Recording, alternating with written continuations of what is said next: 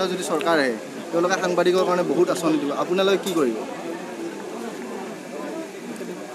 কি প্ৰমোদ বড়োই সিদিনা সংবাদমেল মাৰি কৈছে যে যেতিয়া তেওঁলোকৰ চৰকাৰ হ'ব UPPL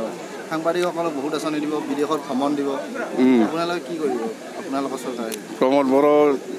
কি কৈছে প্ৰমোদ বড়ো জিকিলে জিকাই নিজেকে কি কৰিব সি জিকাই নিজেকে প্ৰমোদ বড়ো কটাই নাহে সি দুটা সমষ্টিত খেলিছে দুটা সমষ্টিতো হাৰিব আৰু কি সাংবাদিকসকলক কি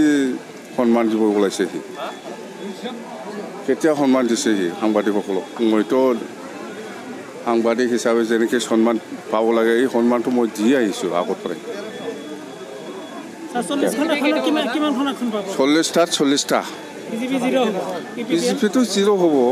বিজেপি UPPL এইবিলাক জিৰ' হ'ব নিজিকিব মই যিটো দেখিছোঁ একদমবাৰে মই মাজবাটৰ পৰা শ্ৰীৰামপুৰলৈকে যিখিনি ঘূৰিছোঁ তাৰমানে আমি যে ক'ত হাৰিব এই সমষ্টিটো বিচাৰি পোৱা নাই মই বিজেপিৰ লগত UPPL কিবা মিত্ৰতা আছে নেকি আছে ভিতৰত আছে এইটোতো অপেন হোৱা নাই চবে গম পাই আছে বিজেপি আৰু UPPL একেলগে কাম কৰি আছে বিজেপিৰ লগত আপোনালোকৰ মিত্ৰতা আছে না বিজেপি আৰু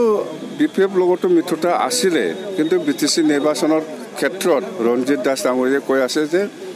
BPFৰ লগত এলায়েন্স নাই বুলি কৈ আছে ৰঞ্জিত দাসৰ কথা এইবিলাক মেটাৰ মই পিছত কম